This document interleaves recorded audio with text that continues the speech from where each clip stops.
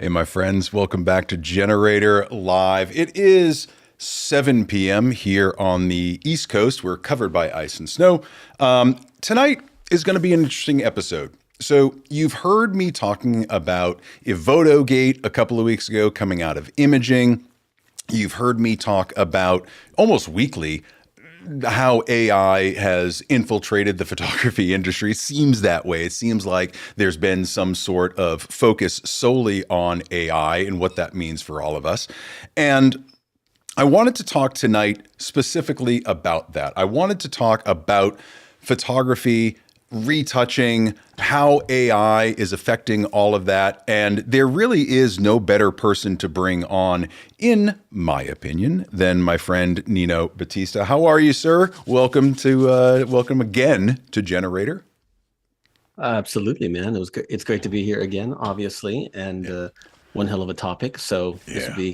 this will be fun. But yeah, You know, I appreciate it, man. It's good to be we here. we've had a lot of conversations, and this always seems to come up. This always Yeah. seems to come up in one way, shape, or form.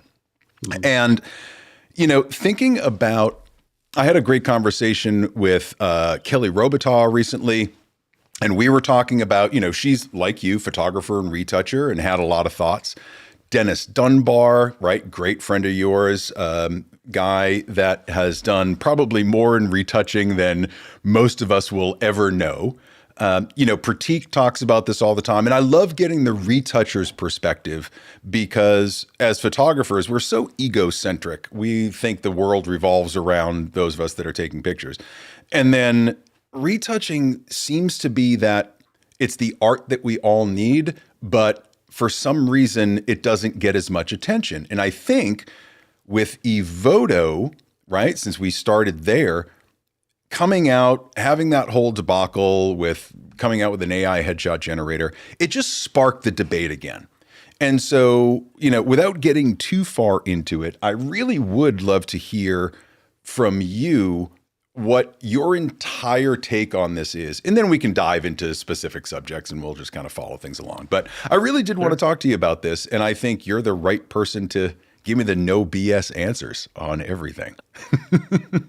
I mean, yeah. No, I mean, I appreciate that, and I have a lot of opinions on it because it's something that has made me do a lot of thinking in the last couple of years, right? Yeah. Like anyone should do a lot of thinking. And at first, it was concerning, and then it was really concerning, and then it was terrifying, and I've kind of scaled back on the sort of existential horror about it.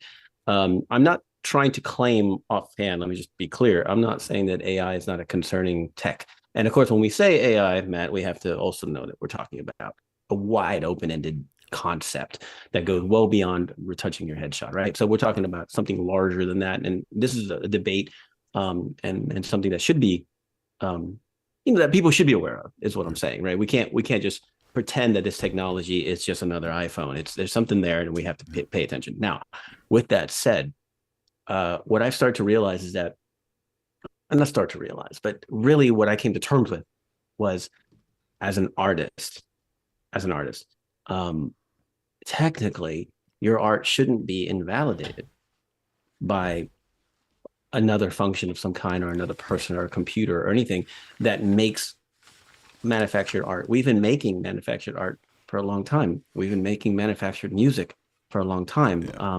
etc. And that's not to say that it isn't frustrating, but if your career was entirely, or rather, if your photography career, your retouching career, whatever it is, if it can be replaced overnight by AI, that is not your fault per se, but it's very telling about what you were doing. It's very telling about what the industry wants. Because remember, at the end of the day, we have to think about supply and demand, right? So if AI is doing things faster and acceptable, and the clients are paying for it, that's the end of it, right? So if you're completely replaced because you were making, for lack of a better term, dismissible consumables, and I don't mean to be a jerk about it, but I'm just going to say that because it's true though. Like, if you were making generic sort of ads, I was a graphic designer for years. If Right. you were making sort of generic ads and you just needed a photo of a beer bottle, as long as it was adequate, it worked, and you got the ad. If someone can do that in 7 minutes versus your 7 hours, and they need it for advertising, that's a no-brainer, right? So that's horrible because people are losing jobs. There's no question. So what I decided was, since I don't do that, really anymore. I decided that as an artist, someone who's trying to make images for the sake of the images, that's where I was going to focus. I was going to focus my analysis and sort of interpretation of what AI does to us culturally from the lens of an artist, right? For whatever that is, even as a musician, right? Yeah, play guitar and whatnot, because AI is definitely intruding on that space as well. Mm-hmm. So as an artist, what I discovered in myself was, how do I start this? Art is more than the final product, right? It is the final product. There's no question about it. But art, no matter what it is, it draws you in. There's something about that personal experience that was created by a human. And because it was created by a human, there's an extra layer of interest there. Even if it's fleeting and brief, it's still an extra layer of interest. It could be very profound. It could be photojournalism. There's a whole story to the image, right? Right. That's obvious. But there's still some human element, right? So for example, if I venture out to one of these locations that I love to go to, Southwest Desert or something like that, or I end up finally going out to Zion or something, right? And I go with a model and I put her on a cliffside and I use a 400 millimeter lens and I take a shot and it's beautiful. And she's on the edge of a precipice of some kind and it's really dramatic and the sky was cooperating and I love the work and it's beautiful. Now, if I show that to you, Matt, the first thing you're going to think is, how the hell did you do that? Right. Was there any danger involved? Subconsciously, you're going to think, how did she get up there? Right. Is any of this faked? Was there a helicopter involved? Those are questions that would come to mind, which add interest to the image, right? Hopefully. Mm-hmm. Sure. If I rendered all of that in GPT or whatever the hell, you'd be like, that's pretty. Right. And that's the end of that conversation, right? Even if it looked nearly identical, if you said, is this real? No, it's AI. Suddenly its meaning gets deflated. 100%. Not the quality, the meaning. Right. And when we say meaning, this is where I want to really harp on tonight. And I'm gonna get off my little soapbox in a minute, but this is my whole point that I'm circling. When we say meaning, we tend to, I think anyway, we tend to look for something really profound. Again, the photojournalism angle is really obvious. You have a shot of a war zone. You have a shot of a protest, someone getting killed even. You have these images that tell deep, profound stories. These legendary shots that get the, whatever the hell words they are, I can't remember. Those tell stories. That's obvious. But there's other stories. There's stories for the sake of the art. There's stories for the sake of the moment. There's stories for the sake of the beauty, of the eroticism, of something. There's some story element that's in there because there's a human or because it was made by a human. Right. And what we're seeing, in my mind, is a reprioritization of, and kind of a recalibration of what we see art as. We forget the human element, especially when we're scrolling on our phones and it's just next image. Well, for a time, that was all made by people for the most part. And I'm not saying it's all valid. I'm not saying it's all great. I'm saying that we're going to have to go backwards now and recalibrate to the importance of something human, right? We even say like, if you say I bought a car and you say a bunch of robots made it, could be a nice car. But as soon as they say hand-stitched leather, you imagine some Italian artisan stitching your fucking leather and your car, and there's value there. Whatever, that might just be marketing, but still, there's value there. So, and I don't just mean service people stitching leather. I mean, in general, making art, there's a human element. And that human element, it's not to say that things won't change and haven't already changed. I'm not being naive. But the human element cannot be replaced because there's no history. Humans have experience. Humans have a timeline. Humans can remember 6 months ago. It could be art you made during a dark period of your life. It could be art you made after you got divorced. It could be art you made while you were terminally ill. It could be art you made while visiting somebody you've never seen since then. Who knows what the story is? But an AI, it's like an adult that was born yesterday who knows everything but knows nothing. Right. And that's awesome for the end result, but little or zero to the meaning. And there's my soapbox to start things off. I think it's a great place to start, especially for, even when I learned from you years ago, there's so much more than the technical aspect of photography or retouching, doesn't matter. There's so much more in the connection with the subject, right? And it could be a hired subject. It could be, if you're doing retail photography, someone that comes in off the street. Right. but there's a connection with the subject that creates trust in the artist, right? And I think back to when artists had patrons, right? And I'm not talking Patreon, I'm talking actual patrons, right? That just basically the artist didn't make any money, so they found some rich dude who just said, you know what, I believe in you as an artist and I'm going to give you a whole bunch of money. Right. Because they believed that the artist was going to be able to tell stories or produce work that was exceptional in their eyes above anything else that was out there. Right. And it's that trust that allows the artist to portray an emotional truth, right? And Correct. the emotional truth is what I see as being lost, right? AI can create flawless, beautiful images, technically pristine images that many artists cannot do. But because they are flawless, they're also a bit soulless.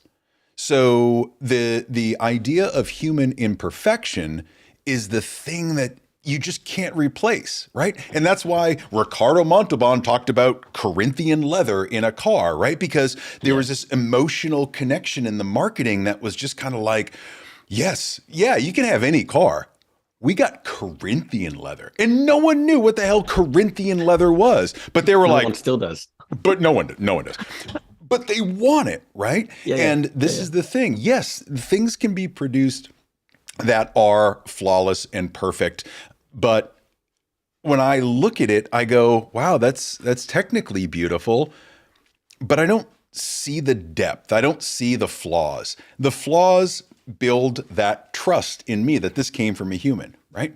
How many things are we seeing now, especially this day and age, where what you see, instead of falling into the story, you go, oh, this has got to be AI. This has got to be AI. He's got 6 fingers. Or look in the background, the clock is spinning backwards, or whatever it is, right? I look for that little Sora in the bottom of every video. I'm like, when is that gonna crop up? Yeah. Because it's so good now, and we've been so already inundated with all of these images and videos, which are getting remarkable, by the way, that I'm feel like we're losing trust. So fast forward a little bit, and everything that you were saying about creating a product that is a unique to the artist and being a little bit imperfect. I think the connection that I found and that I've been trying to sell for many years is printed products, right?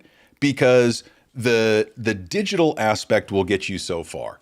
I think when artists, photographers start adding in printed products, now it almost becomes accepted that there's going to be a little bit of retouching on it, and that's okay. But the client still respects the photographer that they've learned the craft to do the retouching, whether it's digital or not. And then they're creating a physical piece. And there's this trust between the client and the photographer that this is the transaction. Right. When that trust is gone and people are just saying, well, you're just going to run this through some AI program, make it perfect, they're already uninvesting. I don't know what the proper prefix for that is, but they become less interested in the product. And now it's just purely a transaction. Like, hey, You have the camera, I don't. Take the picture, press the button, monkey, and that's it. So before I run off at the mouth too much, the emotional truth and the trust is what I find are like the last bastions of hope for those of us in these industries, that we have to be able to talk to our clients about that. We have to be able to infuse that in our art in a way that people see it and they believe us. Not that we're trying to sell them some Corinthian leather, but they believe what it is that we're giving them. Trust. Yes. Trust and truth is really where I'm getting at. That's correct. And as we know, clients in general, not just photography clients, but anyone who hires an artist, they don't always know what they want, and they are very end result oriented. Even a record label wants a pop song. They're not particularly interested how it's created, really, at the end of the day. Especially, there's variables, of course. So if a client comes to you and says, I need a beautiful headshot, if you take a snapshot through your phone and run it through AI and they think they look beautiful, technically you've succeeded. Yeah. So, what are you supposed to do? Argue with that necessarily? Because a headshot client might not care about your truth and beauty soliloquy at all. They just might be like, I want to look halfway decent on my LinkedIn. And so it's just like we had this conversation recently with my son, actually, because he's into cars and stuff. It's an engineering question, but it can be applied to so much more. When you engineer anything, when you're creating anything, what can be done is not as relevant and not as important as what's the point? What's the purpose? Where are our parameters? How are we defining what this thing is supposed to do, right? Because if your mission is fast car and everything else is irrelevant, you engineer a fast car that's going to be inefficient, impractical, incredibly dangerous, and go 450 miles an hour and almost certainly kill you because you're not considering something other than fast car. So when you're thinking about making something, even as an artist, what's the intent? That should drive you as to what you want to do, right? So me, again, I'm coming from the artist standpoint, which people can criticize my work if they want. They have for years, whatever. But I'm going to model myself from the fine art perspective, making art for the hell of it, making art for the sake of the art, and then seeing what I can do to make a career out of it, right? That's the fine art business model, for lack of a better term. Now, with that said, that my purpose is art for art's sake, and hopefully it lands. It sounds simple enough, but as we know, that's very, very difficult. I don't know what I would do if someone wanted me to do headshots for them and they just said, can you run it through AI? I've heard conflicting ideas. I've heard people say, hey, you don't respect me as an artist. And I get that. That makes sense. You should say that. But there's some clients who are never going to care. They just want the end result. Now, again, end result oriented art, even in music, it's been around for decades. People aren't always looking for the profound. Most people even aren't looking for the profound. They're not looking for the big, deep storyline or anything like that. So for me, I think that the truth element is a big aspect of it. But if you're talking about a client who's paying you to do something, that has already changed and will continue to change. And that's honestly concerning for me because, how do I put this? It's inevitable. Yeah. What we're seeing, it's not going to stop. It will taper. It will level out. It has to. But some aspects of industries are going to be replaced. Now, saying that tech has helped destroy jobs for decades is not a consolation prize for anyone, but Yeah. it really has been happening for a long time. It's just that AI has a terrifying efficiency, doesn't it? That's it. That's the concern right there. Yeah. The just going back to, and I have to pop a Ricola. I don't know.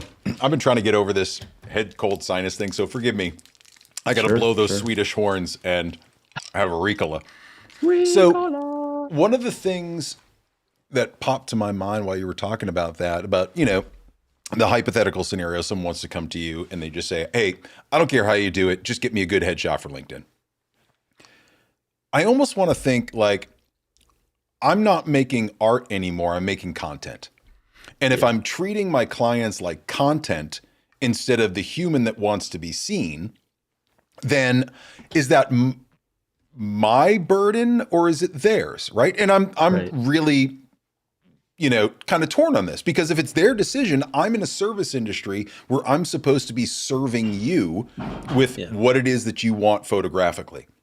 Right. If instead I think of it as like, you just want to be content and you're not respecting my art, then that's just my ego taking over, right? So it triggered in my mind the whole like content versus art thing, right? So many of us make art that we have to turn into content, but now is AI forcing us to think about our clients as content and creating that. The other thing you mentioned about the efficiency is that this is another place where I'm a little bit torn, because AI invariably gives you more time to focus on making that connection with people. If you have a limited amount of time and you only have an hour in a session, let's say, you want to spend as much time with the client as possible. Get to know them, really draw out what it is that you're trying to create, whether it's a commission piece or whether it's something that you're doing yourself. So when time is of the essence, using an AI tool in your workflow, I think can be totally justified, right? Because you're trying to maximize that time. Because of the efficiency, though, it becomes very easy to lean on that tool. And suddenly you're relying on it. And Yeah. what I'm getting at is this. And I want to talk about this from your aspect, not as a photographer, but as a retoucher. As as people start to utilize AI tools more, do you feel like they're giving up or avoiding learning the craft of retouching itself? And do you think that's inherently a good or a bad thing for retouching? Well, my answer is annoyingly pedantic.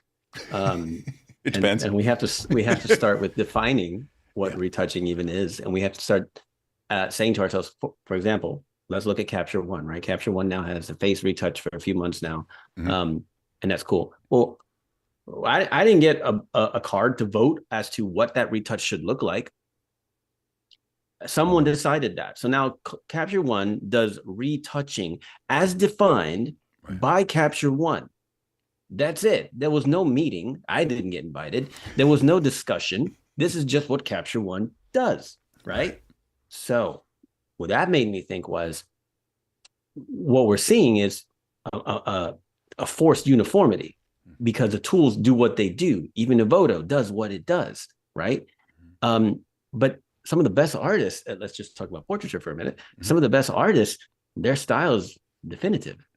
Their style doesn't look like Capture One did something. It looks like them, whether it's polished or raw or whatever, And so as a retoucher, I think if a tool helps you achieve your vision in some way, whether it's a benefit in speed and efficiency or a benefit in technique that then you can go from, then great. But if you're hard conforming because this is what Capture One does now, so this is now what I do, right? Okay, that's fine. But as an artist, as someone like me who likes to retouch my way, I don't want to rely on that. I don't want to, because it's not just that it works, quote unquote, it's how do we define it? That's like saying that I need to add guitar to the song, and that's the only requirement, guitar. What? There's so many variables there. So when you say retouching, we've compartmentalized that into one thing as if it's hard defined, and it isn't. And so that's, again, pedantic as hell, because I know a lot of people are like, I just want my clients to not have like blemishes. Just shut up, Nino. I know, I'm sorry. Because retouching is not just getting rid of blemishes, though, is it? It's finalizing, right? So that finalizing, I think, is more the personal aspect than the skin cleanup or whatever. Skin cleanup does have some fundamental things that, yes, that we can all agree are at least somewhat fundamental, but vision varies wildly. I mean, techniques are techniques, but your vision is the open point there. So that's why I'm like, I think that how do I say it? If we say, for example, I've never used Evoto, but if we say, well, I don't need to do retouching anymore, Evoto does. Right. Okay. Evoto does what Evoto does, and now that's what you do. And I know that's splitting hairs, but as an artist who wants to, ideally, if you want, to make something that's definitively you, are you conforming unwillingly at the altar of efficiency, or are you finding a way to leverage it differently? There's just too many questions. So I can't say that we're not going to need, quote unquote, need retouching. I can't say I'm going to stop it. I think it's like painting, for example, oil painting, right? Let's say you prep your canvas, right? And there might be a method to prep your canvas. Well, you can have an assistant do that if you do it every single time, right? But if you prep your canvas differently per painting, that's part of the art, right? So again, heavy on the pedantics here. I know, on the pedantry, as it were. But that's how I have to start the conversation about, well, what do you mean by retouching? What are we talking about? So before I even get into that, I did want to say, I'm going to get rid of the placeholders. So Anna Hill is a portrait photographer here in the Northeast. She's amazing. She's a wonderful content creator. And she's just stopping by to say hi. Anna, thank you for joining us. Enjoy the conversation because we're gonna be here for a little bit. So I want to get back to what you were saying in all of that. To me, it comes down to values. Mm, What is it that you as a photographer or a retoucher have as your core set of values? yeah. And I don't hear enough people talking about this insofar as we all have our style of art. We kind of know the genres and what we do, but I rarely hear people talking about values outside of the money conversation. Yeah, yeah. So, talk to me a little bit about, because you were just, and the pedantry is fine. Where do your values start with your art? And have those changed over time as you've adapted different things in the industry? Capture Right. One, whatever AI. How Yeah. have your values changed if they have? So I think that I've been by the way, I figured out that this year is my 17th year Wow. officially in this. Yeah. Um Yikes. Anyway, but I say officially because I grew up with photography. That's another Right. story for I think another interview that we did. But officially 17 years. So my point is, in that time, I feel like I have um, found or continue to look for truth and authenticity more than I did 10, 12, 15 years ago. I think when I started, I was very end result oriented. Like any beginner, I was trying to figure out just how to do this shit. Hmm. And then came end result oriented. Then came, well, that worked. I want to do more of that because I want better feedback and I want this and I want that. And um, and then now I'm starting to get into that, not last week, but in recent years, I'm into that mode where I'm like, I want to do something that just feels more authentic. I want to feel something that makes me feel like I'm proud of this. I'm glad I put this together, whatever together may be. So I feel like I've advanced in that regard, for lack of a Hmm. better term. I don't want to say advanced like I've gotten better. I've just changed my mindset into that. So I guess what I will say about every artist that they have to do is, whether you're a service provider or not, there's some element of drawing a line in the sand and then sticking to it. That is part of your entire mystique as an artist. That's your whole thing. Where is your line in the sand? Where's your boundary? Where's your value? Like you said, right? Hmm. And then you stick to it. You stick to it stubbornly, and that's what makes you an artist. You're not supposed to conform. You're not supposed to Right. cooperate. You're not supposed Right. to make sense. You find your line in the sand and you say, like Bandcamp recently said no AI music on their Hmm. platform. Hmm. Okay, cool. Line in the sand. I'm here for it. Right. Um, that's part of being an artist. That's part of trying to define what you're doing. So for me, I think that it's just a matter of courage, really. Like, I'm not going to conform to AI. What if it comes gets me? What if it comes gets you? You're still a person. You still have the images that are still story. Like, for example, look at something as mundane as the backgrounds of our little video feeds here, right? Hmm. I don't know what's happening behind you, but it's not AI, and Right. it draws interest. There's a question. What is that thing back there? What is that other thing? Sometimes there's a guitar. Matt, where's the guitar today? Hmm. These little simple human like questions that make us connect with one another, even the simplest ways, are completely devoid in AI. Yeah. They're not there. And to get too far and say that AI is going to go away is naive. But we're gonna see more interest and more excitement about authentic experiences on the internet, because we're inundated by plastic experiences from humans, I might add, but also from AI slop, as the term goes. So I think authenticity is due for a comeback. How's that? And I'm not being naive. I'm not being silly. I Right. Of course. understand what we're facing here. I totally get what we're facing, but I think authenticity is going to be valuable. So the question is, are you going to stay the course and be courageous and continue on despite? Because artists have done that for years. Or are you going to either conform or die trying? I don't know. I think it's an issue of being courageous and, like I said, drawing a line in the sand and thinking, this is what I do, this is what I don't do, at least for this season, Right. onward, right? I'm not trying to simplify it. I think that it comes down to that. I think so. As the tools become more accessible, Mm. more consumer friendly, right? And this is kind of the thing that Evoto did was they said, all right, photographers, we hear from you. We know what it is that what you're looking for. But we're a software company. We're not photographers. We're out to make money. So we're making these tools, and I have zero issue with that, by the way, but we're making these tools and we want to make them accessible to as many people as possible because we're in the business of making money. As people get access to the tools, just like it was with ChatGPT, where suddenly everybody has access to it and it's the greatest, coolest thing, right?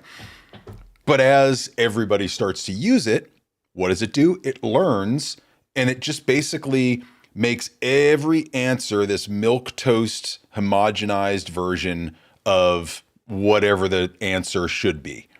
There's no real thought in it, right? It's pattern recognition. Right.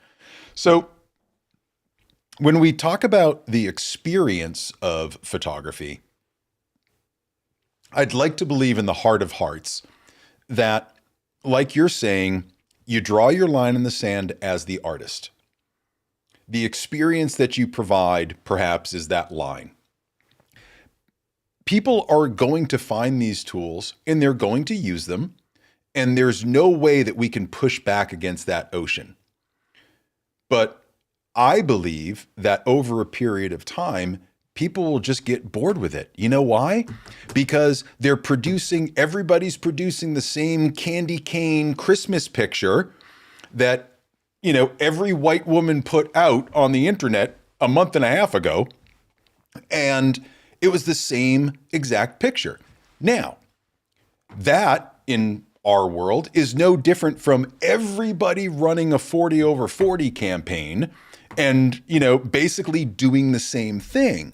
However, I think as people get bored with seeing the same image that Sally has, that Jane has, that Mary has, that suddenly they're going to be like, I'm not really going to use these. I want something that's me.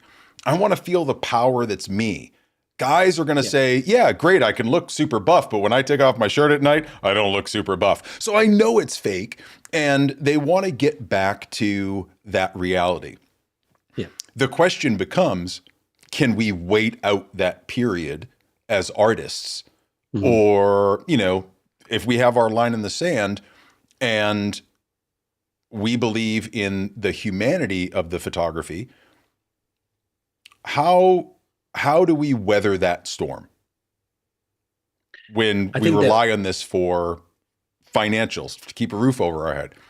How do we weather that storm, even if we do take a stance against AI, or at least advise and educate our clients that you're going to get something pretty generic? Well, to me, it's twofold. For one of the things on our side is it's horrifying efficiency. Yeah. So we're going to see things progress faster and faster the way they have. I'm thinking about AI in 2022 versus now. That's 4 years, Mm-hmm. And it's night and day difference, right? So I think that ridiculous efficiency is going to peak at some point. I mean, how much more realistic can videos get? How much more realistic can a photo rendering get before it doesn't fucking matter anymore? Right. And so that people are going to do exactly what you're going to say, what you just suggested, I should say. They're going to be tired of the same old. They're going to be tired of the convention. They're going to be tired of the manufactured. They're going to be really obvious when it's manufactured. And it's going to be like, that looks cool. Whatever, Yeah. It even plays out, if I may, it even plays out in the very quietly dark backbone, financial and technological backbone of the internet known as pornography.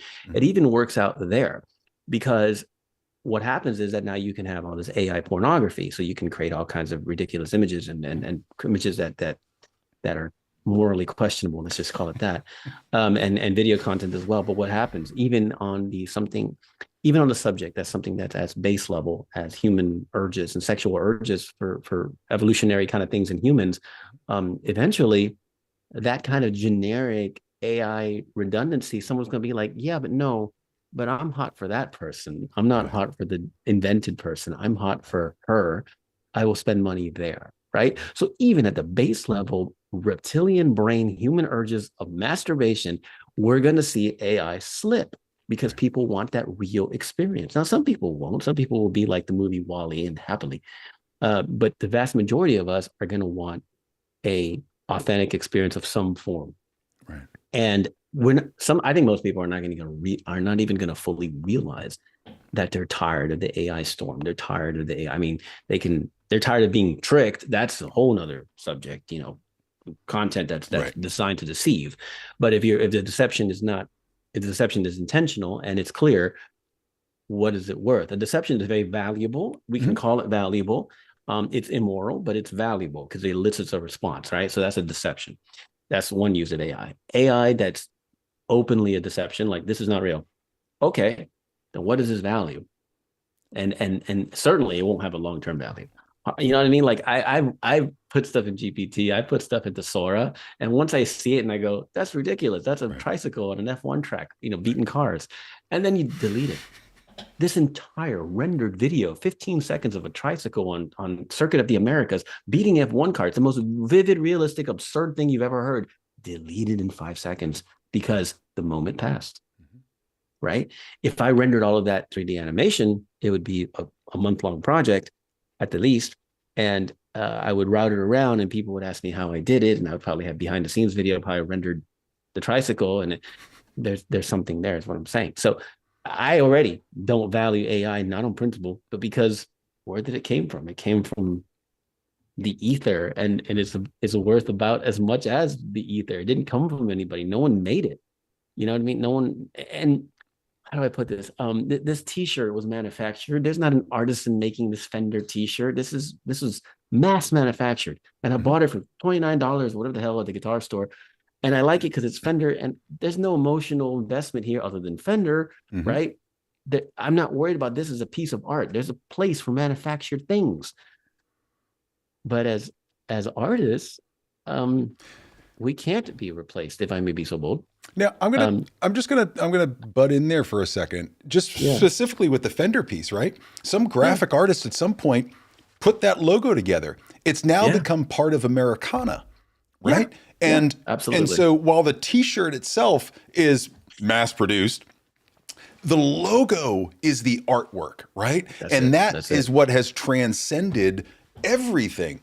People know Fender, they know Gibson, they know Taylor, right? Because of the look and feel of that brand. Yeah. And I just keep thinking that our art, our style, our approach is our brand. And that becomes recognizable only over a period of time. That's it. Right? That's it. Cool. Time. And we also go backwards in time too, because everything that we do today was drawn from everything that came before. Oh, everything sure. I do now, everything I say now came from experiences I've had for 34 years. Right. Let's go with that. Talk about age right now.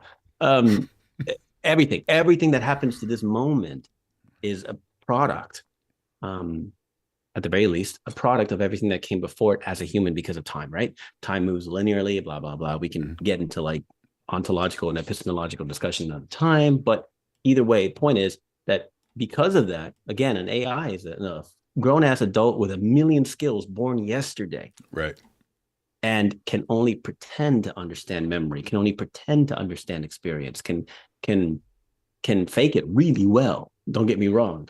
But when you realize, oh, you actually weren't there in 1997, you weren't there in 2011 at that moment talking about that experience. And what is that? What is that? It's something, but it's not a human experience. So replacing, and not entirely. This is the thing that Nikki's getting to. So Nikki Lister joined us. She says hi, but she says, I completely agree. It's not emotionally attached to us. There's no real connection in the art that's produced and what we see outside of basic dopamine hit. Hey, this made chemicals in my brain go giggity, giggity, and then I'm done, right? One other comment that came in, Artemis. I don't know if you know Artemis. Artemis is a phenomenal photographer in Pennsylvania. Loving this discussion. Got to run. We'll have to watch the replay. Perfect. I think, when it comes to that emotional connection,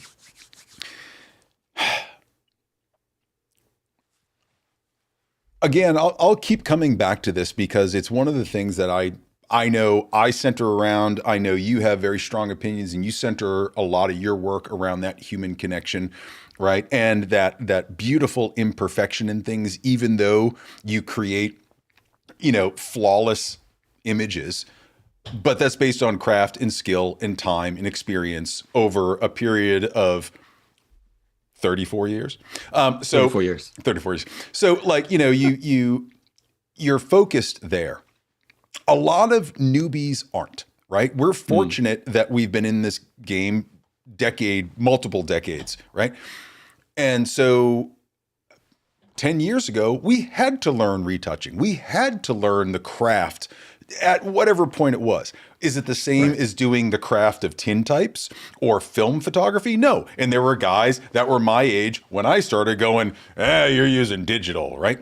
So that element is always going to be there. I got trolled the other day for talking about AI, and someone said, something about paintbrushes, that AI is going to, doing the same thing that, how was the last time you saw somebody paint something? And I'm like, there are museums full of that stuff. So I don't think painting is going anywhere. So I don't think photography is going anywhere. It's just, what is it going to be considered as an art, right? I see a painter and I go, you're a wizard. I see someone play the piano at a classical level. They're purely inhuman to me. I don't know what planet they came from. Their fingers do things I could never conceive of learning. Right. But that doesn't mean that because I can go to Spotify, that classical pianists are irrelevant now. Right. I go to those concerts and I sit in a chamber hall and I listen to just phenomenal music that came out of someone's head and then performed by someone that has spent hours and hours and thousands of hours perfecting their craft. And it means something to me. It's moved me to tears in the past. Mm-hmm. If we're just looking for what gives me a boner, what gives me quick dopamine hits, we're not even considering what it is that we're looking at. We're hoping that the funny little pixels on the screen will make some little chemical in my head make me feel good. And so I don't think the newer crew of photographers, people that are just getting into this now, they haven't had to fight the battle of the old internet. They haven't had to use floppy disk, right? So they're growing up with AI. And this is the thing I think that people get wrapped around the axle about, is that new photographers are not real photographers. New retouchers are not real retouchers because they don't know the craft. Well, they're using all that they know. So I can't denigrate them for doing that or using the tools that they're using. But what I can say is the newbies are going to do new level stuff. The OGs are going to do OG level stuff.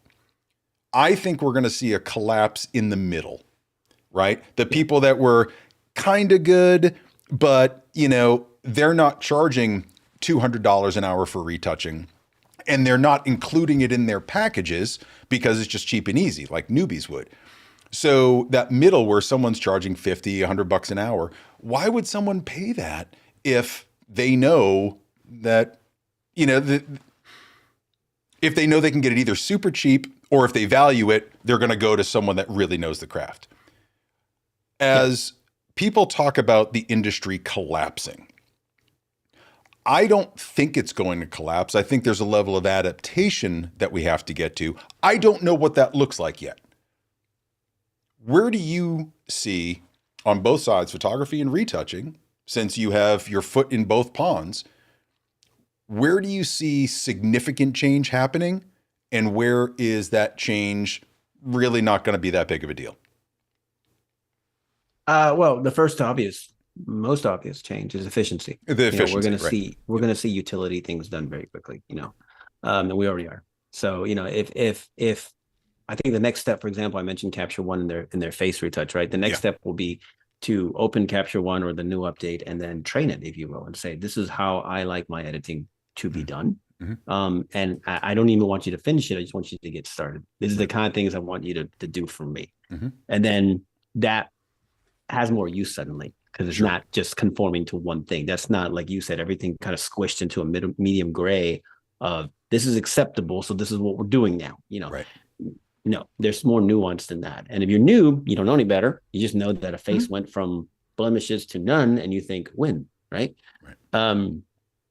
So that's the first thing, efficiency, mad, crazy, stupid efficiency. But the second thing is that sort of leveraging in a customized way, in a way that's more tailored to you. Because um, if you came from the world of airbrush retouching, which goes back decades, many decades, not just airbrushing, but all kinds of chemicals and paints and everything Mhm. in the dark room, all kinds of things, spray painting, literally spray painting an airbrush with large positives, and then you reshoot them, and it's a big It was a process. big And then process. Yeah. digital, right? Digital comes along, and it's slow and clunky, so it's cool, but not an immediate threat. Right.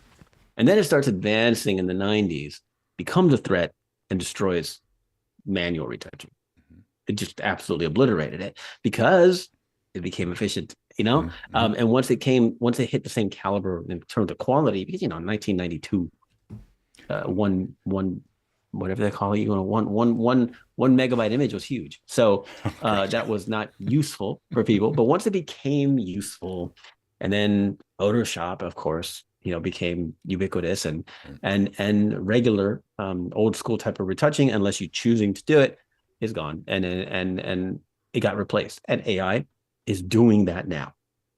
However, the difference in my mind, the difference is, how will we leverage the technology in a way that allows us to still express something, that allows us to still be who we want to be? And even if we don't know the answer yet, can we customize the tool? Because right now AI is ask, receive, Right.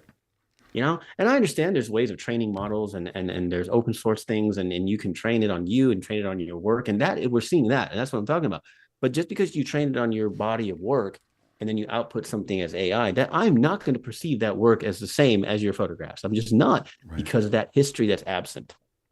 That it's cool tech, but I'm not going to view it the same. You might have a cool vision. You might have a pretty image that, again, hits the dopamine, but there's not going to be a story there. So I think we're going to customize the tools, if you will, being able to leverage them in ways that help us efficiently, help us accomplish something, which we're Mhm. kind of already doing. Every time you go to subject selection on Photoshop, guess what? That's AI making a choice and Right. avoiding you making a pen tool mask that takes an hour. So we've been doing that for a while, right? So is that a corruption? No, if you don't use the pen tool to mask out the subject, you're not a real artist. Right. Where is everybody's threshold? Right? That's a question that we have to ask. But at the end of the day, of every damn day, what is your vision? What are you doing? And I want to circle back real quick when I say this, because when we say meaning, again, I want to repeat this. It's very important that I make this clear. When we say art should have meaning, we tend to immediately jump to profound, serious, Right. in depth, poignant. We don't we think about serious songs with deep love songs, and we think about politically charged things, and we think about socially aware concepts and things, and that's all valid. But there's meaning, human meaning, in art that's just pretty, because a human did it. A human wanted to do it. It doesn't have to have some deep story or deep message, but a human did it. There's value. And I'm not trying to get too crazy spiritual on you. It's just that when you compare it to the AI slop and the endless amounts of it, one person going somewhere to take a picture is an experience that AI cannot do. You know, And that's important to me. I'll go outside the realm of photography for a second, but since we're here on YouTube, one of the things that I look forward to at the end of every year is inevitably someone will release a humans are incredible video, right? Yeah. And you see these people that are cliff diving and, they're base jumping and they're doing all this stuff. And it's just really cool. You're like, how'd you learn to do that, right? The Yeah. squirrel suit flying, like, how do you get into that, right? Right, right, right. And I see that and I get super excited by it because I know those are real humans. Now, at the end of this year, is there going to be someone on a tricycle on an F1 track? And I'm going to look at it and be like, I'm so jaded now and I've become so callous to what is real and what is not, that unless I'm there looking at it in person, it becomes very difficult for me to default to, wow, that's really cool, right? Yeah. Because I've lost the trust in it. But let me get Yeah. back to something you said a minute ago. about, training it on bad data. And I keep thinking about where retouchers fit in. And what I keep thinking about is, yes, people can move sliders and they can do blemish moving or, even easier liquefy on someone's waist by using these sliders, right? But they're working within the confines of whatever the software company gave them. The value in real retouching is that what contrast can or cannot do. This is one of your latest videos about what contrast really is. I've talked to Renee Robin about compositing, right? I don't do much compositing, but she's like, compositing's easy, but everything lives in the shadows. If you don't get the shadows right, it doesn't portray truth, or it doesn't even allow you to suspend your belief to believe in the art if you don't get the shadows right. Because your brain's just like, that doesn't look right. Yeah. So do you think there's a place for real retouchers to work as AI workflow consultants to help people if they're going to be developing prompts or they're going to be using this? Hey, here are the things you really need to look out for. Or do you feel like that is, just 3 months where retouchers do that and the software companies pick up on it and they just kind of work that into the software? Do you think there's a place for that, like high level of knowledge, especially people that grew up on tools that don't necessarily have the background of knowledge of what this software is actually doing, right?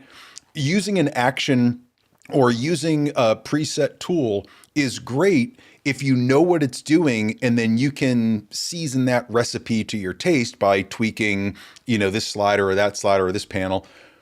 But if you have no idea, you're at the mercy of the software company as to what they think. And this goes back to the beginning of the conversation where you're talking about that.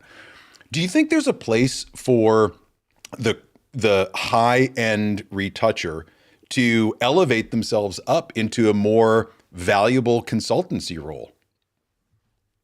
That's actually very fascinating question, because the idea of being a consultant on the matter is something I haven't spent a lot of time thinking about. That's actually really cool. Yeah, that would be obviously a temporary thing because AI's slope is extreme, right? So it learns so fast. This is not something you can set up. But what we do see in the world of AI, all kinds of AI technologies, that we have consultants, if you will, or how do we put this? Every AI organization has an entire ethics board, Yeah. And if you're open AI, you kind of need an ethics board, Yeah. But will we be able to consult on the tech from an ethical standpoint, not just on principle, not just AI is going to take over Skynet, T800s, blah, blah, blah. Not just that, not just end times, but what are we doing with our work, right? And I think that's going to be a topic that it should be discussed. I'm not saying it's going to be a professional position. I don't know, but it's something that should be taught. Maybe it's something that should be part of curriculum. Maybe even I give a workshop. We should talk about that. So look, we have to talk about the elephant in the room, AI. Let's talk about the ethical element. What is the ethical element? The ethical element to me is where you draw your line in the sand. Right. What does that mean for you? And how do you navigate your career in that boundary? Because that's all that matters. You can do whatever you want. You can go hella AI and you can say zero AI. You draw your line in the sand, you navigate your career, and then what? And so that's kind of your own ethical boundary. Right. I think deception is, of course, where everything draws the line. If you're saying these are photographs and they're not, you're not winning anybody's favor. You're going to make enemies, except for marketing companies. Other artists are going to absolutely condemn you if you're saying something is what it isn't. That's been true forever, right? We've seen people stealing photos from others, let alone making AI ones, right? So deception is always, that's the threshold. I think 99.99% of people can't go past the deception aspect. No, but where you leverage it, where you draw that proverbial line in the sand, that's interesting. That's an interesting metric that we're seeing evolve. We've seen people who don't retouch, right? Boudoir photographers in fashion magazines who swear they don't retouch, right? That's a principled decision, right? Less of an art decision. It's kind of an art decision, but it's an art decision made on principles that are important to that person. Does that limit them in some ways? Yes. Is that controversial to some people? Also, yes. However, their courage, you can't deny their courage for drawing the line in the sand. AI is no different. So I'm not trying to simplify, and I don't claim to know because this changes every quarter. But right now, I'm strongly of the idea that we have to make some choices and run with them and be courageous about it. You brought up ethics, value, principles. Does the retouching workflow matter to the end client? Do you think they care? Right? So we're at a point now where the consumer level tools are okay, but quite honestly, unless you're in the industry or peripherally attached to it, you just don't even think about it, right? People that I talk to here in town, they don't care. They don't care about the process of what I do to create the image. They just say, wow, your stuff looks like art. And I'm like, I think that's a compliment. I'm going to leave it there, but like whatever. But I don't think they're considering the aspects of the principles or the ethics in what we really debate about internally. And so I wonder if this is much ado about nothing when it comes to the relationship between the artist and the client. But it is certainly something that we have to talk about and we have to deal with. There is no difference in this to me between film going to digital, digital going to hologram, like whatever it is. And I think, if you have built-in color profiles in Lightroom or Capture One, and you don't know how to change that to enact your own vision, you're really not any different than the end consumer who can just find an off-the-shelf Kmart tool and do their art, right? I'm an artist. And I picture, Ralph Wiggum in that. So I keep expanding the conversation because I come down to, what am I concerned about? I'm concerned about things like we're not adapting fast enough to think about how we stay ahead of the technology. Do we consult? Do we create an ethics board at the PPA level, and really come out as subject matter experts on a topic that is not necessarily something that we can change at the person by person level, but changing the conversation and how we think about it. Yeah. Do you think that is even worth it to have that conversation? Or do you think that everybody knows the playing field, the companies know what they want to do, they're injecting AI and stuff because some bean counter told them that it's going to save on the bottom line?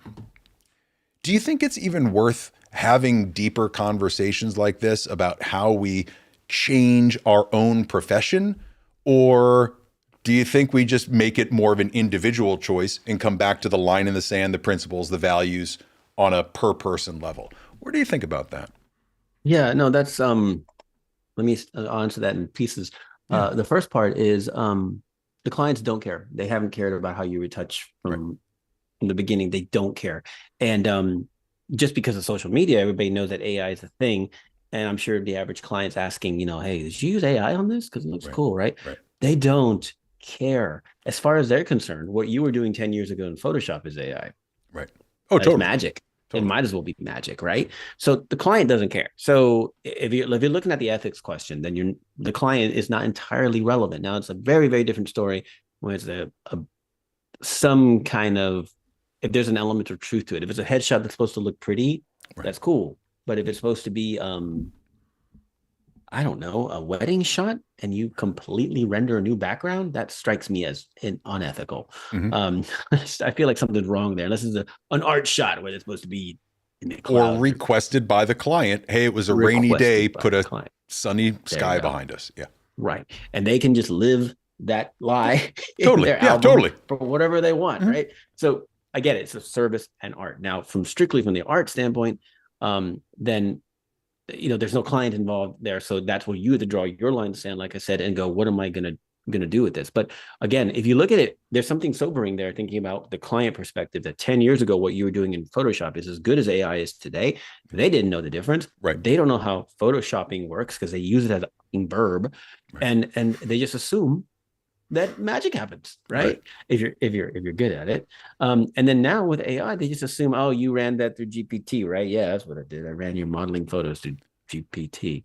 No, but they don't know, they don't care. And that's a very again, a sobering reminder of what the tech can be seen as. Now, we in the industry, we're in the middle of it. We're in the trenches. We're going to see all the tech come and go. There's people who didn't like mirrorless. There's people who didn't like digital. There's people who didn't like this and that. There's people who still don't like medium format. There's people, it gets exhausting after a while. But there's a big but here.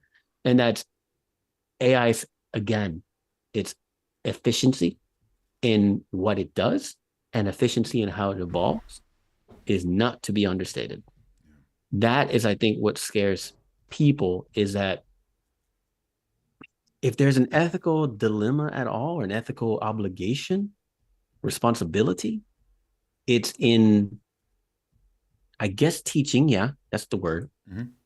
But ensuring that people as a whole, in any way that you can, don't lose sight of humanity from anything, from music to, especially in the arts, but in general. Yeah. We're seeing that because of the deception angle, right? We're seeing a lot of that, right? We need to be real careful on the deception angle. Videos and photos of things that depict things that did not happen. They are tricking people. That is dangerous for reasons I don't need to go into. But deception aside, we have to hopefully remind, I'm just going to use this term, normies, non-artists. We're going to help normies try, hopefully, to remember that there's value in human effort. There's value in a human hand doing something. There's value in a human voice speaking and saying something that came from their experience, that they can modify your future experience from there. Ideas converge, efforts converge, and things continue to evolve in a very, very human way that literally cannot be replaced, at least not wholesale and not overnight, not in our lifetime. But before we are consciousness that are uploaded into a substrate of mass consciousness, and we're now in this extra, 1,000 years from now, we're a whole different story. That's cool, but I won't be there. Right. So right now, my concern is reminding people of their own humanity. Not so much you need to respect artists, you need to respect yourself.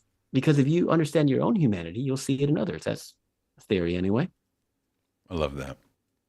It got me thinking about how much commercial work you do. And this is more video than it is photography. But when Jaguar came out with, I think it was Jaguar. No, it was Coca-Cola came out with, Jaguar was just kind of like, they just missed the mark on so many levels. Coca-Cola did a video at Christmas, like a Christmas commercial.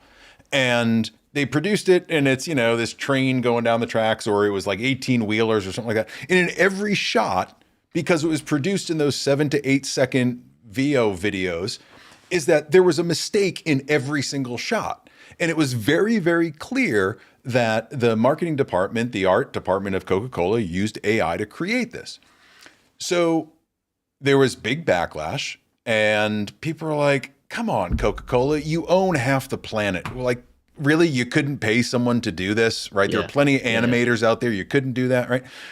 What are you seeing with your commercial clients at an emotional level? Do you feel like you're retaining clients because you've built a relationship with them over the years, that you are really catering to what they need?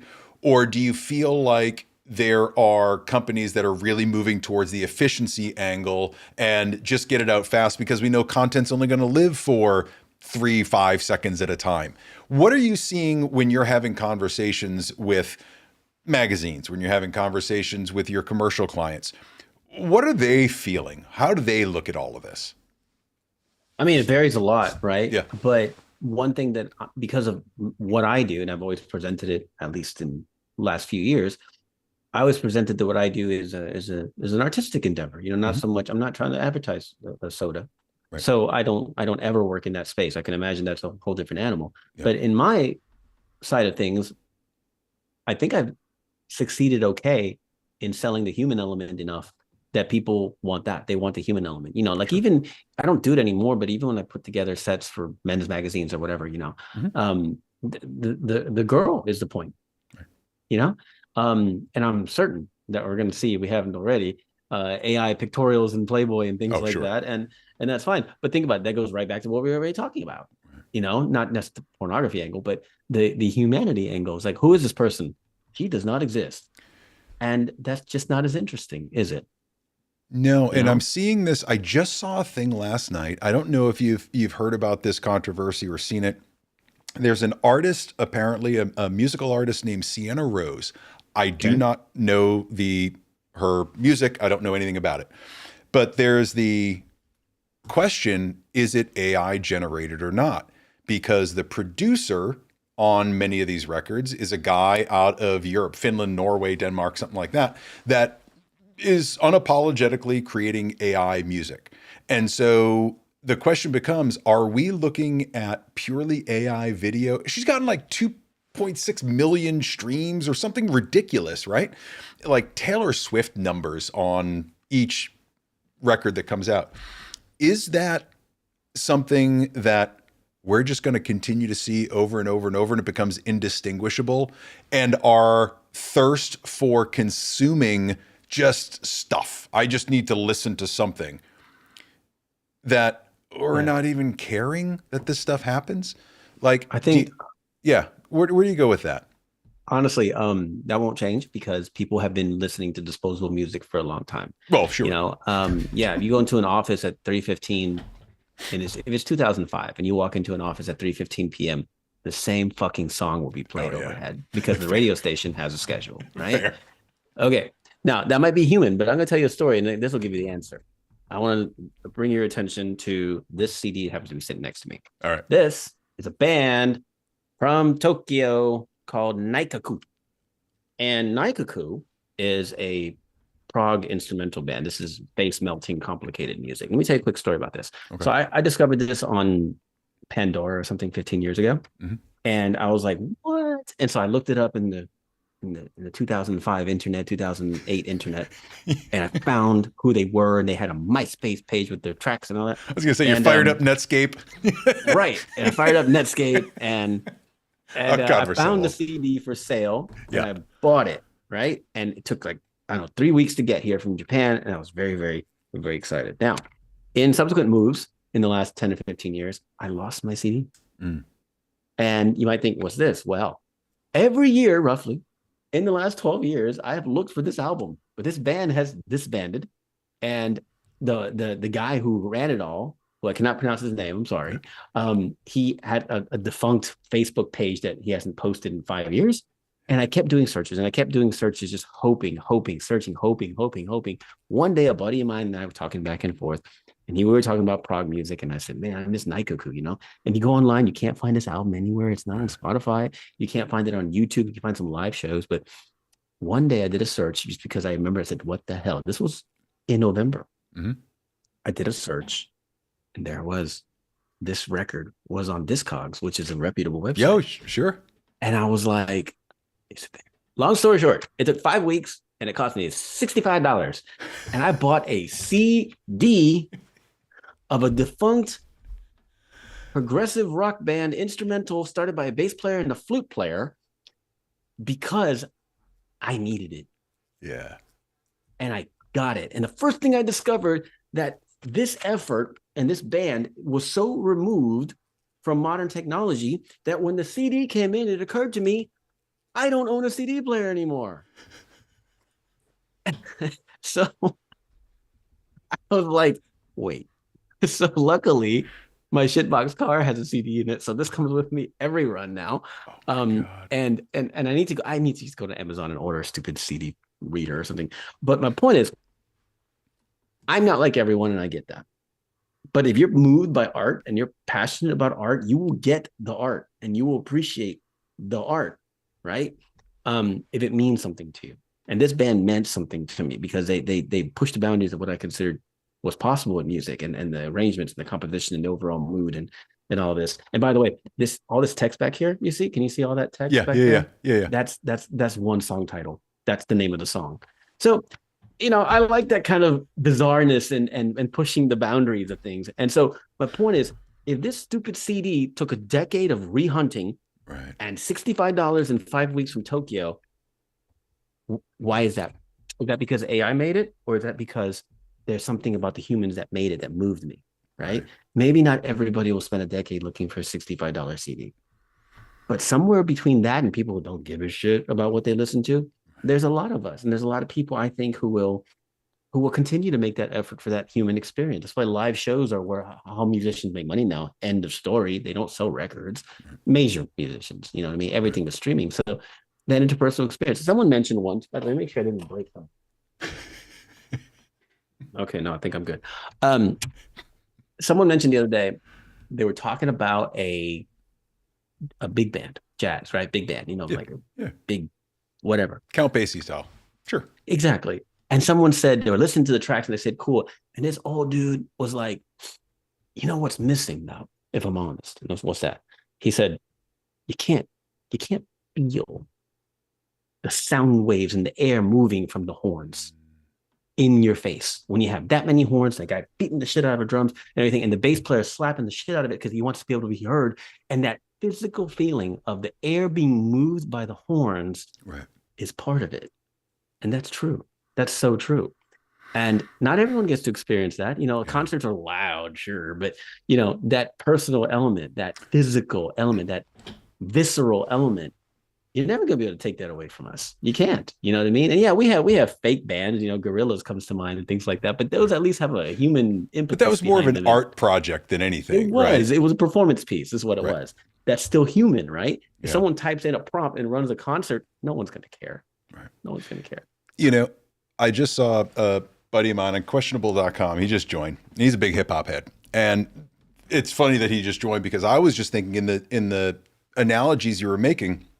I remember growing up in Boston and I grew up on hip hop. I was the white kid down at the park, right? I just grew up in this world. And I remember there was a place in Cambridge, Mass called the Middle East. A very famous kind of like rock club. And they have a lounge downstairs. And there was a certain night, it was like Wednesday nights or something like that, that they would have live hip hop. It was almost like an open mic night, right? And I remember rolling in there one night and Guru from Gang Starr was in there because he was kind of like a Boston dude, right? So Guru was in there and drunk, but just rhyming. And it was right around the time where Gang Starr was really starting to blow up. Moment of Truth had come out and it was just like, what, holy Gurus at, downstairs in the lights. There were probably like 15 of us, right?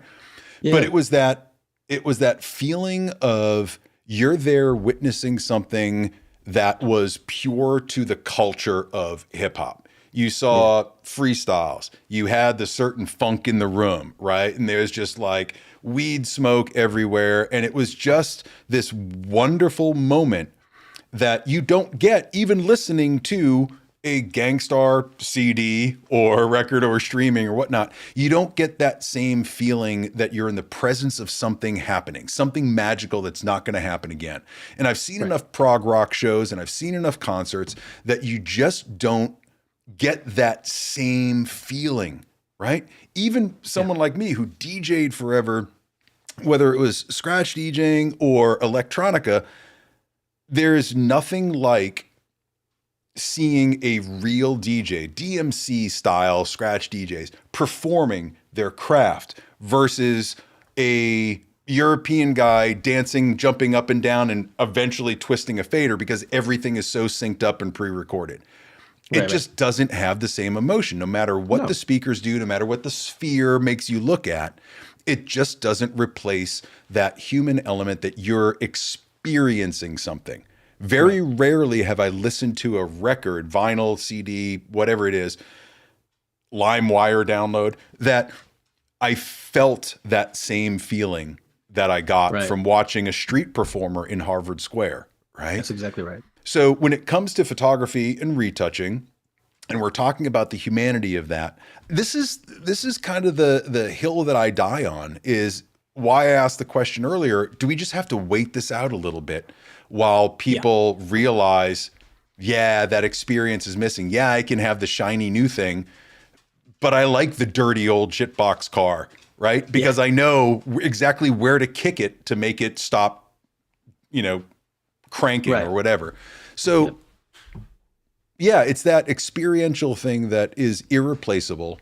And I'd love to hear more photographers talking about that experience Yeah. outside of the platitudes of, oh, you're on a journey and you're going to get this great experience. Like truly the experience of understanding what it's like and goes into the craft of photography. I think Absolutely. that might be the thing that saves us, and retouching, right? So it's not No. about just Yeah. moving sliders. It's about understanding what you're looking at and how do you draw more out? How do you Yeah. draw more or direct the viewer's eye where you want to go, right? I think that teaching people, again, normies, teaching them what art is Yeah. not Uh-huh. something that hasn't been going on for decades. It has been going on for decades, right? Right. Whether it's performance, I always cite Warhol. Warhol Yeah. is brilliant for performance. Warhol basically is like, I'm going to make these things and you're going to buy them for a lot of money because I'm me. Hmm. The performance is him fucking you. And the performance is his presence. The performance is Warhol basically said, I'm gonna exploit everything and you're gonna love me for it. And Hmm. I mean, is there another one like him? Really? Not really. And so that's fine. That's how Warhol did it. He chose to be notorious. Okay. Well, I don't want to be notorious. I'd rather be beloved, and that's Right. kind of what I go for. So authenticity is my focus. If it's not authentic, it doesn't sit well with me. That's my line in the sand. That's my line in the sand. It's not authentic. And of course, I have a threshold because someone could argue that it's not authentic to modify a photo at all. And then my counter is, then it's not authentic to even take the photo. At what point do we take a human experience to the base level, sort of simian level experience of only interacting in person? We can take a photo. That's technology that didn't used to exist. We Right. can modify the photo. Everyone has a different threshold is what I'm saying. So I think about that threshold, what makes art art, what makes people gravitate towards a certain artist, or what makes yeah, people dismiss a certain artist. And I right. don't think we can get caught up in that. You mentioned a moment ago about, not retouching, right? And I split my photography in the studio down the middle, where I have my unfiltered stuff. You can choose an unfiltered session. You're getting all black and white. You're getting no retouching whatsoever. And you walk out the door with digital images, but I'm giving you a printed book because you're going to get the prints of this because I want that to be part of the experience. You want something physical. The other side, I do a lot of personal branding and headshots. When people come in, you kind of get to know them, turn this way, turn that way, snap, done, right? And it's fine for what it is. But I then have to go in and retouch. And I'm still someone that's kind of old school. I use an Evoto, but I have no problem going back to just doing the old school, retouching. I think we put a lot of emphasis on that. I think we have to be the stewards of almost explaining to people why I'm doing the things that I'm doing in the way that I'm doing them. And it's not necessarily a fast process. And it's certainly not a cheap process because there is this craft, right? We go back to the Corinthian leather, right? I want to sit there with my needle and thread and I want to sew you a picture, right? And it's because I enjoy it and I believe that the end product, you are going to have a deeper connection when you see it on your wall, when you look at it on your phone, when you die and your wife uses it at the funeral home. There's going to be a deeper connection to that image than there would be otherwise. And it behooves us to explain that to the people that we're working with, whether it's commercial, real estate, headshots. I think if we're drawing the line in the sand that we are either anti-AI or AI, this was AI with an asterisk, right? I use it as a tool to make it more efficient and pass the value on to you, the consumer. I'm okay with that. But if we don't step up and actually explain some of this, then we're the ones that are causing our own demise. We are devaluing what it is that we do. We're letting the market dictate our value for us rather than us standing up and saying, no, this isn't how it is. Yeah. What are your thoughts there? Well, I think we have to teach, you're right. We have to teach the audiences. And this is why historically in any art, extreme skill gets the attention, right? With the power singers, the shredder guitarists, the people jumping off cliffs and everything. Extreme skill gets attention because people can immediately relate to that and say, I can't do that, right? And so therefore there's a huge separation, and ipso facto, they are impressed. Yeah. But are we always going for impressing, or are we trying to make some other kind of impact to them? Are we trying to make some kind of emotional impact in some manner? Again, doesn't have to be profound. It can be. We don't all have to be Rage Against the Machine. Sometimes we can just be Ed Sheeran. You know what I mean? As long as we're impacting people, we can. But are we trying to impress? Now we're in a social media economy socially, right? So culturally, that's what we're in, and we have been for a while. And I think we might be on the way out, but that's another discussion. We're used to the likes, we're used to the virality, we're used to the shares, and we're still dominated by that. So impressive is the metric that gets the most attention. Yeah. But that's why we have the singing shows and the voice and the other ones. And there's some amazing talent on there. Don't get me wrong. But while someone is there belting out, Irene Cara or something covered, and they're killing it, and everybody's like, I'm thinking, are you guys hearing that studio band back there? Right. Those guys are amazing. But no one cares. The funny thing is, you're right. No one cares. But I love, this is why I love my own autism, because I'm like, did you just hear the fill that drummer put in? Because he's bored as hell, and he's just gonna rip. Or the bassist just does something funky. You're like, you make that funky face. I love that aspect of when you're in tune to whatever your hobby is, whatever you pay attention to. Right, you're gonna see more of it. Of course. And I like finding those little moments. All right, one more comment while we're here. Unquestionable.com. We were talking about hip hop. One of my favorite local artists here in Fargo, North Dakota is Duro. He has an album titled 98 Warhol, and it's one of the most creative artists I know. Shockingly, right? So I thought that was great, tagging on to that Warhol conversation. But it's funny, you were mentioning that you're big, you grew up on hip hop back in the day, 30 years ago, not 40. We're not talking about a long time, 15 years ago, whatever. Anyway, I was at the gym with my kid, right? And they have these TVs that always play, and we always joke about all they do is stream sort of popular hip hop right now. And there's some in the mix that's not bad, but for the most part, it's all pretty formulaic, and it's like any popular music, right? Yeah. So the other day we went in there and it was nothing but like ethereal EDM pop, just the whole damn afternoon. I didn't know any of the artists, but my kid and I are looking at each other like, well, at least it's a vibe, right? Right. Out of nowhere, Tribe Called Quest drops, Scenario. Mm-hmm. And I'm like flowing along with every bar, and my kid's like looking at me.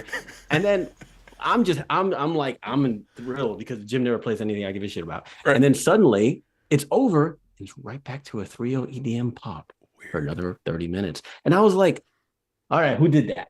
Yeah. There was definitely a worker that went and hijacked the playlist for a second, for sure. Right. And the video, I don't know if you remember the video for Scenario, but it's interesting. And it was fun. My kid was like, huh? And I was like, oh, that's so trippy. So and hearing that song in the context of this place that normally plays modern stuff, it really stuck out. And that goes right back to the CD. Yeah.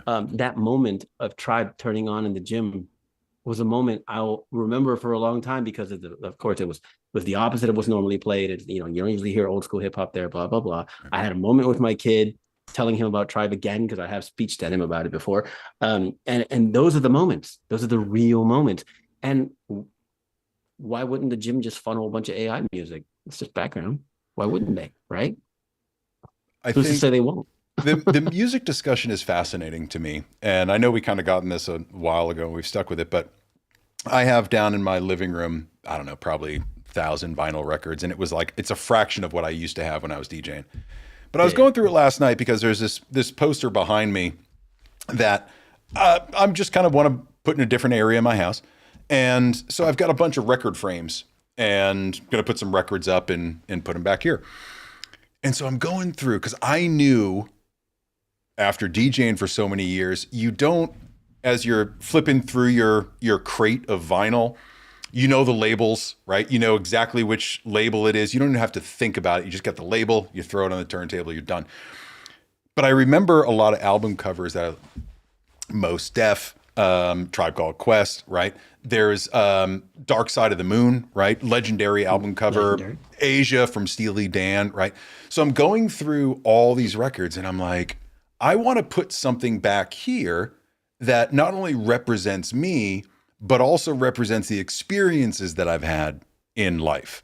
And I don't think that, and I was saying, it's not that I'm playing the music here, it's that I'm using the artwork that meant something to me.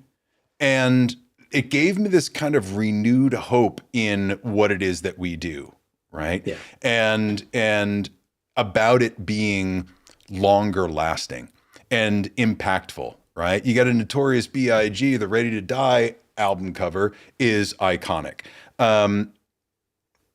Herbie Hancock's Headhunters, iconic album cover, right? Legendary cover, yeah. So these are the things that I look and I can put on the wall and have a conversation about.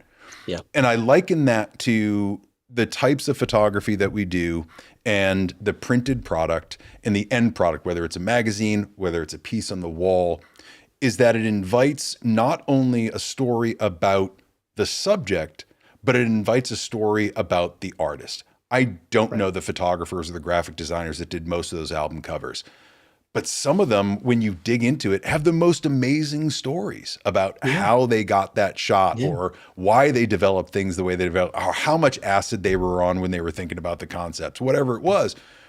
There's something there that invites more discussion. When it comes to AI, there is nothing outside of divisive conversation, right? It just devolves into that's the avatar that we're using to fight instead of discussing the concept, discussing the artist, discussing the reasoning behind it. Why are you naked in that photo? You know, like whatever it might be, I want art to foster that discussion.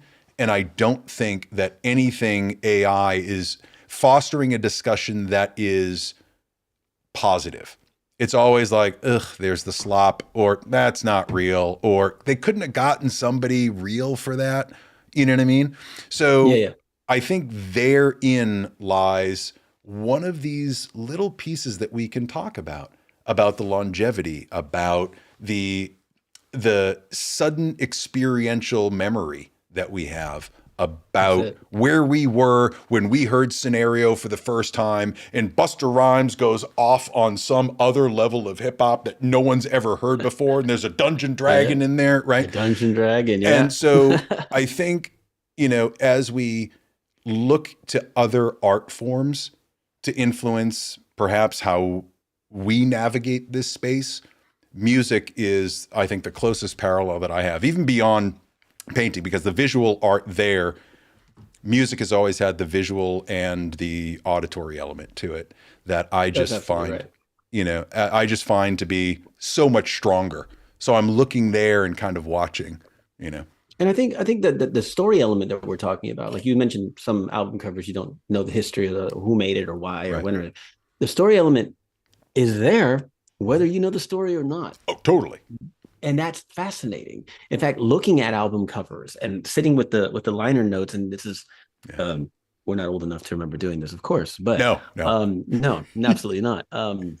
Because our high school was late 90s or early 2000s. Anyway, so my point is, when you look at this, anything at all, and like this image here, the Nikaku did not use AI for. I've looked at it multiple times. It's kind of grainy and it's someone laying on the ground, and I'm not sure why they're laying on the ground, but I've looked at it a lot, and it reminds me of looking at old album covers.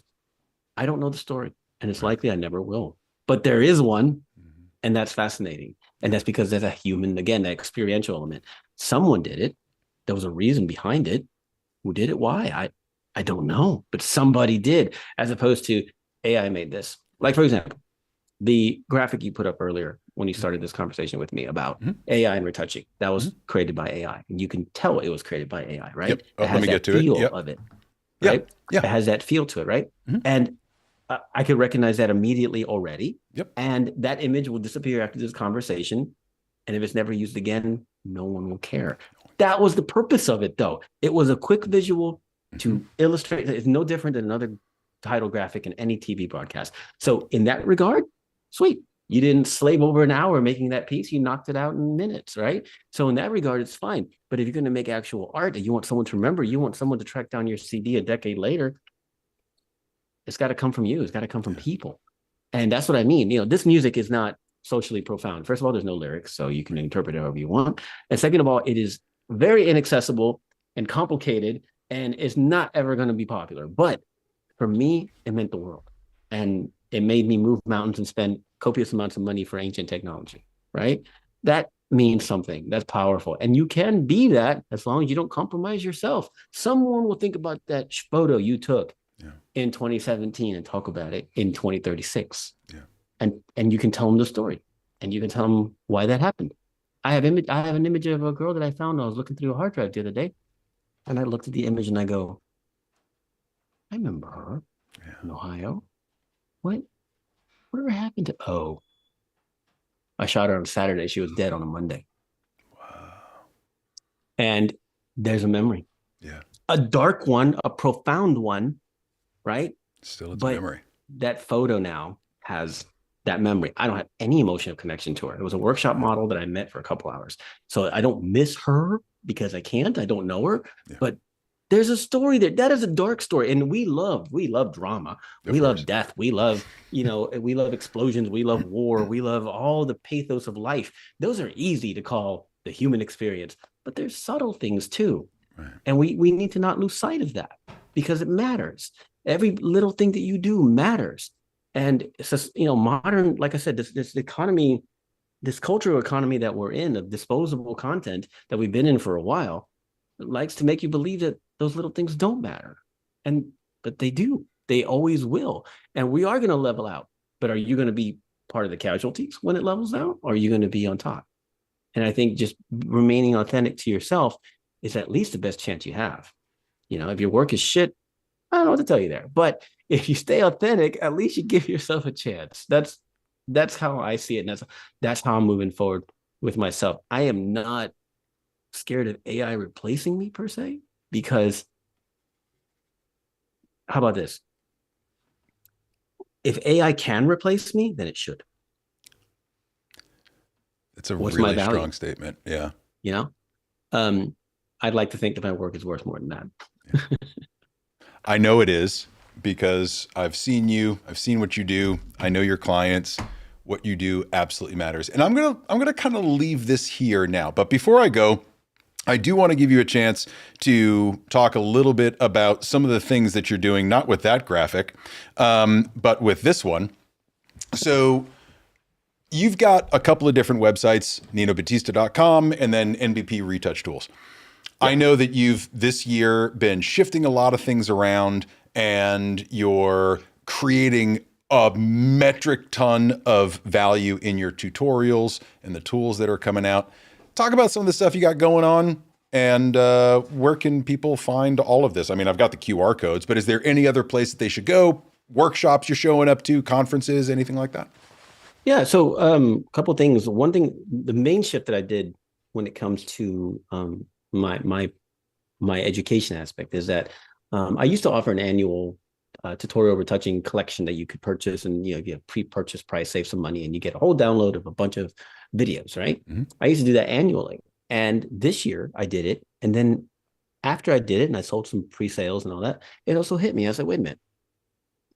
One way that I've adapted is I've taken all these individual videos that I usually put in a collection, and they're all basically for sale a la carte. Which is nothing new for others, but it's new for me. And that has worked because people can look at that and go, oh, that tutorial is $20. It's an hour or so. It's capture one and it's a studio shot. That's what I do. Cool. and they buy that and they can pick and choose. And if they buy a couple, they get a discount. That is an adaptation that I've done, as opposed to a big collection for $2.99 or something like that. Again, others have done it. I haven't. So I'm learning to adapt. That's what I want to mention there. And then the workshops, I was not going to do any workshops this year, Yep. not on principle and not on bitterness, just a different focus. And I was going to stay home for a while, and a couple of things came up, and so I will be in San Juan, Puerto Rico in May, and I'm booked in Orlando for a class that I have to do there too, and that is in September. So that's it. And as far as I'm concerned, that's all I'm doing this year in terms of in-person workshops. And there's a lot of reasons behind that. I'm just focusing in other directions, but if I do things the way I want, 2027 will be a very busy travel year, very busy. That's great. 2026, I'm just kind of chilling out. Now, as for NBP, the retouch tools, those are heavily focused on Photoshop actions now. And you want to talk about educating your audience, Matt? People are like, actions? Bro, I bought a set of actions from this person in 2013. It's all bullshit. And I'm like, well, give mine a chance, because this isn't a bunch of dumb color presets that don't look like anything and another bleach bypass preset nonsense. These are functional tools, and there's a multiple videos teaching you how each one works. So I feel like I'm pushing the boundaries of what actions can do, but they're supposed to be purposeful, not blind you with science nonsense. They're useful. So I challenge anyone who thinks actions are useless to go check out MVP, because I think I've done some pretty cool stuff there. And I don't want to be I don't want to sound any kind of way, but I say I've done, because I've done them. Those are actions that I made. Yeah. Most of them are what I call evolutions of zombie actions, functions that I made because I knew I needed something to do this function regularly. And then eventually I was like, I need to clean that up and make it useful for someone else. And then they turn into tools, right? So that's how it's happened, because you just see my zombie actions. I know what they do, but no one else would. So I had to make them functional for people. And that's what I've done over the years. So I have these cool collections. So that's the two things there. I have to teach my customers that actions are very powerful. And what's really cool about actions is that they're not expensive to produce. They're lightweight development. I can update them quickly. So when Adobe decides to shit on everything, I can fix them and then push them out, as opposed to regular development, which is slower and more costly. And then my tutorials, again, they're not, I make up a tutorial. I'm like, ooh, this shot that I'm going to edit today, let's bust the microphone out. We're going to record this one because I think this is going to be a cool lesson. 47 minutes later, I have it recorded. 90 minutes later, it's for sale on my website. I can keep making new, fresh educational content and keep it moving quickly. And so that's what I'm trying to do now, is stay adaptable, current, and constantly renewing, if you will. That's kind of like my new philosophy, as opposed to putting together a bulk of content once a year. You know what? I have an AI prompt that I can send you that'll be able to create all those actions for you. We'll just kind of wrap this up there. No, I think, one of the things that I do love about your actions is not only do I see you make them, but you explain literally every facet of what the action is doing and how you, as the purchaser, as the customer, can modify it. Like if something goes wrong with your car, you've got a built-in mechanic that can show you exactly what belt is squeaking, right? And I just really like the intentionality that you put into educating the clients and your customers about what it is that the action's doing, how to modify it, how to tweak it, how it was created, all of that, because it's not a mysterious science, but what you are doing is taking years of knowledge and making it the most efficient process possible. And I really like that. Just while we're here, a couple of comments came in. Unquestionables talking about, his name's Ishan, by the way. If AI can replace you, it should. Standing out, pivoting, adapting to technology. Crafty, artsy creatives will stay as such. Believe that. Absolutely. 1,000%.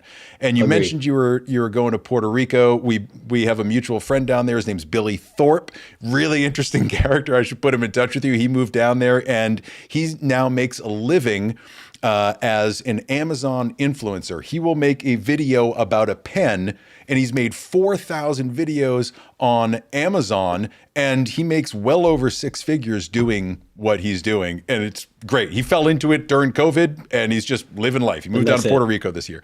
Then the last comment that Ishan had is, I've been making scripts for Adobe Illustrator projects when I need. Similarly, I should post those. Great idea. I think one of the things that I really liked about what you were just saying, because it's been my approach to content creation and doing this the same exact way, It's the reason I went to a live format rather than pre-recorded and then post-processing and posting it, a week later, because it was just taking too much time. We'll record this conversation. It will be immediately available on YouTube. I will then take this and cut it into shorts and spread that out. But the thing is, I don't have to now go through and edit anything on this video. It's done in real time. And what I'm finding as I talk to more and more content creators, it's about that speed and efficiency in your workflow. It's not about the tools. It's not about AI. It's not about anything other than knowing your own workflow, your own process, so that you can deliver more value to your followers, your customers, your clients, whatever it is. And I think people don't spend enough time on making their own workflow work for them, regardless of the tools. Understand what it is that you want to do, understand the life that you want to live, and how you want to find harmony between those two things. So, that's exactly right. Dude, this has been an incredible conversation. As always, we always have a great conversation. Always I love a blast, you being man. here. Always a blast. Are you going to be heading out to WPPI? I saw you there last year. You're not going to be heading out this year. Okay. No. There's a lot of people that are not going out there this year. So I was just curious. It's a last minute addition for me. I didn't know if I'd be able to see you out there and have a meal. Generally have no desire to go to Las Vegas again, but I have no business purpose in WPPI this year either. So. All right, man. All right. Again, for everybody watching, NinoBatista.com, start there. It'll link off to everything else. Do yourself a favor, check out the work, check out the tools and the actions, and just, support real art. I can't say enough good things about having these types of conversations. I think they're important.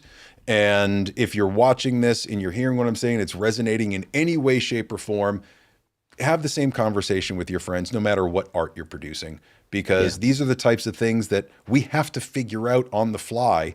And if we don't talk about it, we are going to all get swept up in some wave of unemployment, which I'm really hoping doesn't happen. So, all right, my friend, hold on one second while I shut everything down, and then I will see you when I see you. All right? Thank you, sir. Appreciate everything, man. It was a good time. Man. Thanks, man.